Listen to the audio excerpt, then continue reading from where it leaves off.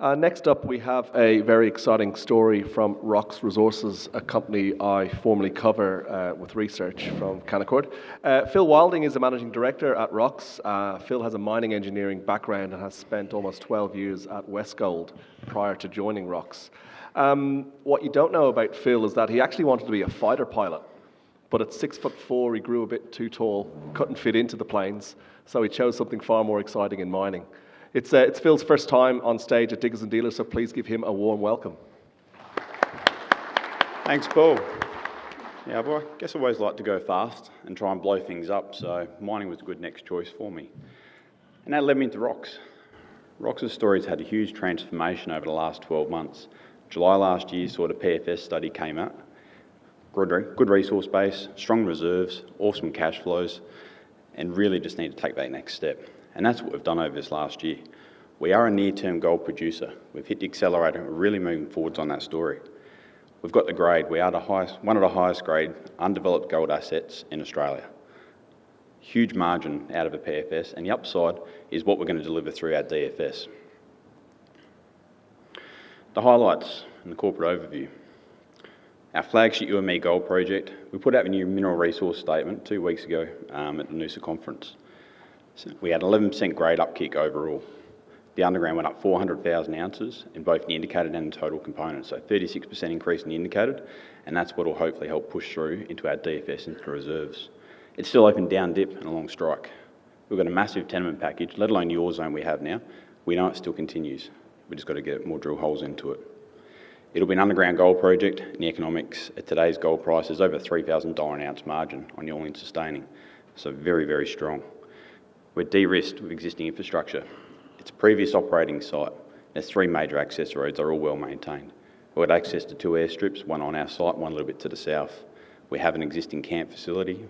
It's got some really good facilities in there. Fully granted mining tenements, existing open pits, rubbish tips, and all our waste is going to stay in pit as well. Previous tailings dams, so a lot of things which are going in place to make our permitting process a lot simpler. We've got a strong cash position. We've got 50.5 million in the bank today, and that was following a placement which we did back in May, which was strongly supported by new shareholders. And we're not a gold price play. This project runs at gold prices much lower than today, and it's because of the ownership of the tenement packages is why this project's finally been able to move forwards. It was last mined in 1997 at a sub $400 gold price. It fell into various hands. 2018 got consolidated, and we got full control of it back in 2023, and a lot of work's been done since. Going to the growth, with the new MRE, this is going to feed into our new mine plan, into reserves and a DFS which we're targeting delivery of in November this year. We're still drilling. I've got 1 rig on the surface now. We had 5 rigs for most of the start of this year. And we're preparing to get in for early access to the underground. Dewatering is well advanced. We're getting pretty close. The first pit's actually dewatered now. The next one will be done around Christmas. Capital structure, circa 750 million shares on issue, 28% share price today at about a 210 market cap. From the coverage we have from Canaccord, Euroz and Petra, we're about half our target share prices on our base case. And if you go to our long case, which is what they're expecting to see out of our study, we're looking for another 3-4 times growth if those projections come true. We've been working hard on the register. We've got some really good support from our large shareholders, particularly Hawke's Point Capital, and that's one thing which we're really looking forward to in order to get this project built later this year. So in terms of our project, the flagship UME Gold Project, Central Western Australia and the Yilgarn Craton, previously mined 670,000 ounces at 5.4 grams a tonne, and the underground is at around 8 to 10 on the averages, so very, very strong mineralisation. About 150 kilometres by road to Mount Magnet, so nicely suited, about an hour's flight out of Perth. From our PFS, the key highlights which came out of this, now remember this is July last year, we had a probable ore reserve, 550,000 ounces at 4.4 grams a tonne. The mine plan was 850 at 4.5. So we entered into a large drill campaign, 11,000 metres of infill drilling to really get that conversion ratio up. What we then saw from that was the opportunity. Where was the growth going to come from? We could see the gaps in the mine plan, the model. We extended drilling through there. We did another 35,000 metres of drilling. And that came out with the MRE 2 weeks ago, as mentioned. But we've got 2.2 million ounces at 5.6 grams a tonne overall. 2.1 of that at 6 grams is the underground. PFS production profiles, about 100,000 ounces per annum for nearly 8 years. 92.6% average recovery, and that's based on a 750,000 tonne plant. And again, we see with the DFS coming up, we're going to see a larger mine plan come out of it, a bigger mill, higher grades and higher ounce output. Our cost base, $16.76 an ounce on the all-in sustaining cost.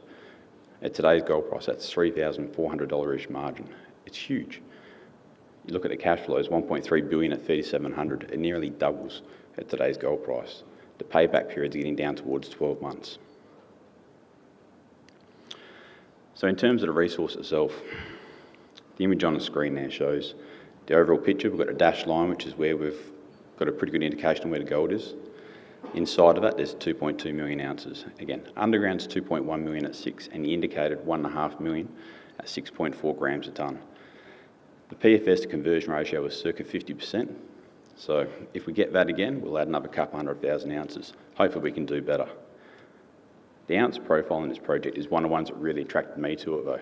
It's over 4,000 ounces of vertical metre for the top 300 metres in a mine plan, and we've still got 2,000 ounces a metre at depth, and that's really only limited by drilling. So going back to before, where did the growth come from? We did the infill program, 11,000 metres, and then we hit the growth program.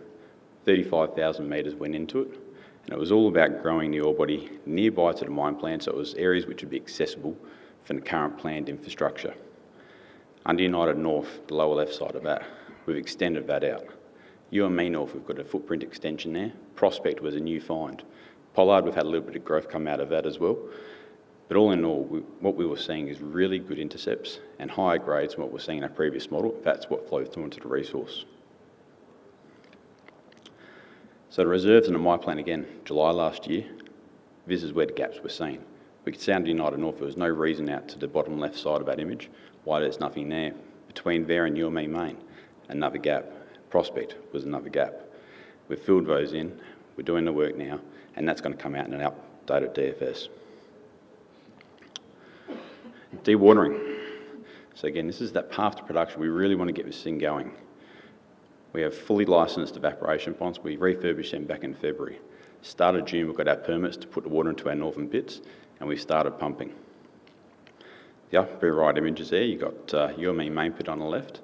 That water's gone down about, looks like 7 metres in the last 8 weeks. So that's progressing pretty well, right on target, and that should be dewatered somewhere around Christmas, January. United North pit there on the right image, that pump's now been turned off because that pit's actually dewatered far enough we can actually start mining. Part of our early works program is to get in and cut the decline so we can get the drill rigs underground and start infilling the mine plan, get greater confidence and also keep growing the resource.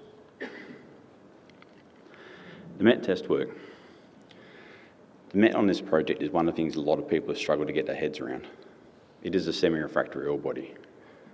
Our gold is associated with sulphides, about 92% of it, circa a 10-to-1 ratio on the pyrite and the arsenopyrite.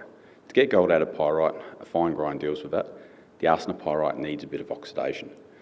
So with the fine grind, a pre-oxidation circuit in there, it's all quite simple. We can get recoveries in the low to mid-90s. We've proven that last year. The test work came out, it confirmed our plan would work. The work we've got coming up is based on the overall mine plan. We'll know our grind, we'll know our oxidation requirements, we'll know our recoveries in the coming weeks, waiting on Glencore to deliver that data, and then we can finalise the mill design and actually tell the market this is going to happen. This is a really simple processing circuit. The technology is out, the technology is known, the technology has been proven. We can make this happen. Regionally, Rox has got about 60 kilometres of the UME shear zone. In the middle of it, we've got Ramilius's Penny Mine, super high grade asset that's been producing for the last couple of years. Again, UME Main up to the northern end of it, 670,000 ounces being mined out of there. We've still got 2.2 million ounces known in that zone. We've got about a 700 metre window between UME and the main shear we've done next to no work on. We've got zones out in the hanging wall of the main ore body that need work. Down towards Penny itself, we've got currents just to the north of it. We've had some really positive hits from an RC program a couple of years ago, and we're following up through that now to understand structurally what's going on through that area. The rest of the tenement package is still very underexplored. There's quite a bit of cover, so there's no deep holes. One thing we want to work through, going through all our aeromag data, geophysics, understand what's there, come up with some better targeting, and really see what we can come up with. And all of this, it leads to our pathway to production. We put this out late last year, and it's really what we're sticking to, what we're holding ourselves to deliver gold in early 2027. Our ResDev grade control program, we did that on time, on budget. The MRE, we delivered that as we said in July. We're now working through the mine plan to get that into reserves for the DFS to come out in November this year. Comminution flotation on the Met, done. Albion test work largely done, just awaiting those results, and we'll get that out to market as soon as possible. The major design components, all that work is well advanced at the moment. Contractors are starting our deliverables and on track for our DFS to come out in November. Approvals wise, all that's tracking pretty well. We've got our first dewatering permits. We're expecting our major clearing permit and our underground mining permits to come through this month, so we can actually get in and start mining in the first decline in October this year. Dewatering, we covered that, it's all going well. Early works, again, we're out to mining tenders. That's gone out to all the majors at the moment. There's some pretty strong interest on that front. Those numbers are due back shortly, and we'll be making a decision in the coming months.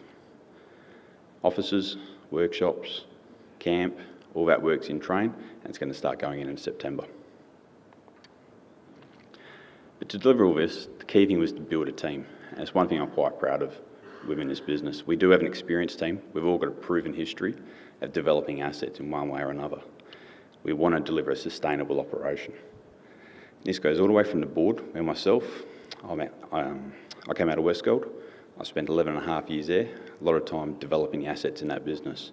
Over 14 years I've been working through mines, building them, restructuring, refurbing mills, building teams. It's something I love to do. My team, my CFO, he's been there through financing projects, starting projects, running the whole life cycle. My GM of operations, he started multiple assets. My GM of studies, he's been there, he's done the studies, he's worked through the permitting, and he knows what needs to be done. My exploration manager, same thing. He's been there, he's found ore bodies, he's been a miner, he knows how to build teams, he knows how to make it happen. And that's going down through the next levels of business as well. We're building that skill set in, we're bringing the right people in to make sure we can deliver this on time and hopefully on budget. And that leads into where we are today, our next steps. So with the new MRE which has come out, 46,000 metres of extra drilling went into that. We've been drilling since. It's a high confidence underground resource base. The mine plan is being optimised now. We expect it to be larger. The mill plan will probably be larger. And that's going to really lead into a better, more robust DFS. In terms of delivery on the DFS, Met work.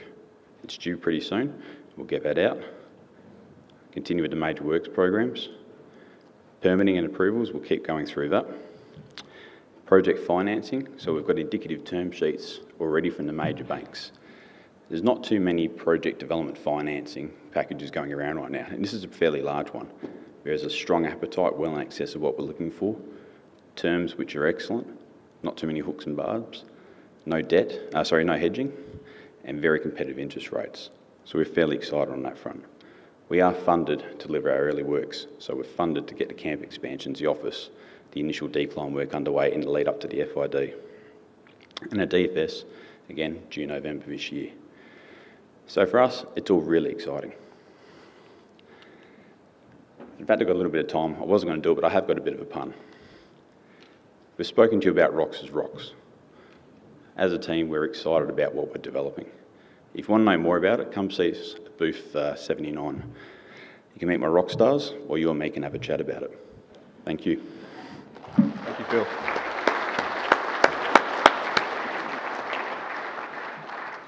Thanks, mate.